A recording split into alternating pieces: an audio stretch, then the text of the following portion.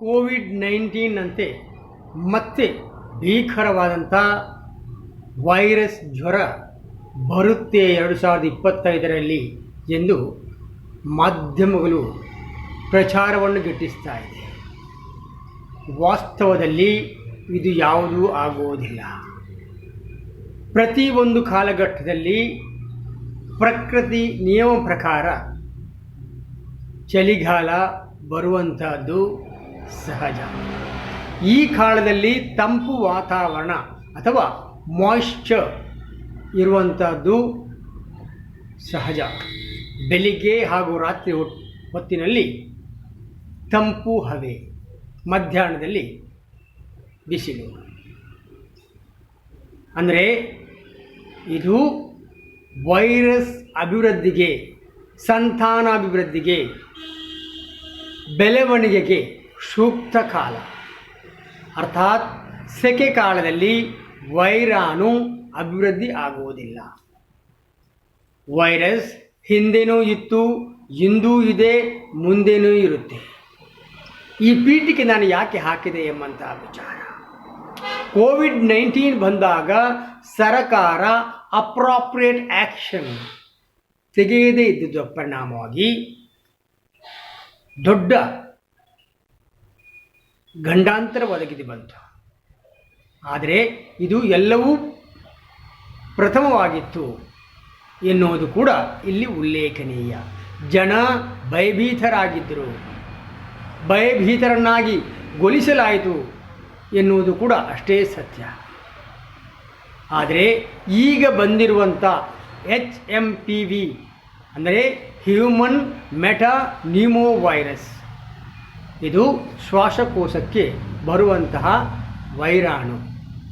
ಇಂತಹ ನೂರಾರು ಪ್ರಭೇದಗಳಿವೆ, ಕನಿಷ್ಠ 250 ಪ್ರಭೇದಗಳಿವೆ. ಅಂದರೆ ಹಿಂದೆನೂ ಈ ಪ್ರಭೇದದಲ್ಲಿ ವೈರಾಣು ಇನ್ಫೆಕ್ಷನ್ ಆಗಿದೆ. ಈಗ ಬರುವಂಥದ್ದು ಹೊಸ ಪ್ರಭೇದ ಅಷ್ಟೇ ಹೊರತಾಗಿ ಬೇರೆ ಏನೂ ಇಲ್ಲ. ಇಲ್ಲಿ ಜ್ವರ, ಕೆಮ್ಮು, ಕಫ ಆಗ್ತದೆ. ಯಾರಿಗೆ ಆಗ್ತದೆ ಅಂತ ಕೇಳಿದರೆ ನಮಗೆಲ್ಲರಿಗೂ ಆಗ್ತದೆ ಅಥವಾ ಆಗಿರುತ್ತದೆ. ಕಾರಣ ತಂಪು ಹವೆ.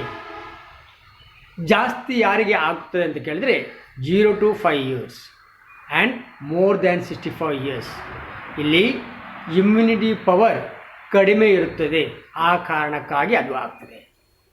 ಇನ್ನು ಸಸೆಪ್ಟಬಲ್ ಕ್ಯಾಂಡಿಡೇಟ್ಸ್ ಯಾರು ಅಂತ ಕೇಳಿದರೆ ಟ್ಯೂಬರ್ಕ್ಯುಲೋಸಿಸ್, ಕಿಡ್ನಿ ಡಿಸಾರ್ಡರ್ಸ್ ಇತ್ಯಾದಿಗಳು, ಇಮ್ಯುನೋ ಕಾಂಪ್ರಮೈಸ್ ರೋಗಿಗಳು ಇದಕ್ಕೆ ಸ್ವಲ್ಪ ಜಾಗೃತೆಯನ್ನು ಇರಬೇಕು ಎನ್ನುವಂಥದ್ದು ಸತ್ಯ. It is not dangerous. ಯಾಕೆ ಅಂತ ಕೇಳಿದರೆ ಇಟ್ ಈಸ್ ಸೆಲ್ಫ್ ಲಿಮಿಟಿಂಗ್. ನಮ್ಮ ಶರೀರದಲ್ಲಿ ಈ ವೈರಸ್ ಜ್ವರ ಬಂದಾಗ ಇದು 2 ರಿಂದ 3 ದಿವಸದ ಒಳಗೆ ಕಡಿಮೆ ಆಗ್ತದೆ. ಕಾರಣ ನಮ್ಮಲ್ಲಿ ಪ್ರತಿಕಾಯಗಳು ಆ್ಯಂಟಿಬಾಡೀಸ್ ಉತ್ಪಾದನೆಯಾಗ್ತದೆ. ಯಾವ ರೀತಿ ಕಳ್ಳ ಬಂದಾಗ ಪೊಲೀಸರು ಬಂದು ಅವರನ್ನು ಹಿಡಿಯುತ್ತಾರೋ ಆ ರೀತಿ. ಬಟ್ ಮಕ್ಕಳಲ್ಲಿ ಮೋರ್ ದ್ಯಾನ್ 3 days ಜ್ವರ ಇದ್ದಲ್ಲಿ ಅಥವಾ ರೆಸ್ಪಿರೇಷನ್ ರೇಟ್ ಮೋರ್ ದ್ಯಾನ್ 40 ಇದ್ದಲ್ಲಿ ನೀವು ವೈದ್ಯರನ್ನು ಭೇಟಿ ಮಾಡೋದು ಅಗತ್ಯ. ಕೋವಿಡ್ ಥರ ಆಗುತ್ತೆ, ಚೈನಾದಲ್ಲಿ ಮತ್ತೆ ಬಂದಿದೆ ಅಂದುಕೊಂಡು ಇನ್ನೇನು ಲಾಕ್ಡೌನ್ ಮಾಡಲಾಗುತ್ತದೆ ಅಥವಾ ಕ್ವಾರಂಟೈನ್ ಮಾಡಲಾಗ್ತದೆ ಎಂಬಂಥ ಭಯದಿಂದ ವೈದ್ಯರನ್ನು ಕಾಣದೆ ನಿರ್ಲಕ್ಷಿಸಬೇಡಿ, ಭಯಪಡಬೇಡಿ. ಏನೂ ಆಗುವುದಿಲ್ಲ. ವೈರಸ್ ಅಭಿವೃದ್ಧಿಗೆ ಅನುಕೂಲವಾಗುವಂತಹ ತಂಪು ವಾತಾವರಣ ಅಥವಾ ತಂಪು ಆಹಾರ ಪಾನೀಯಗಳನ್ನು ಕಡಿಮೆ ಮಾಡಿದಲ್ಲಿ ಉತ್ತಮ. ಜೈ ಹಿಂದ್.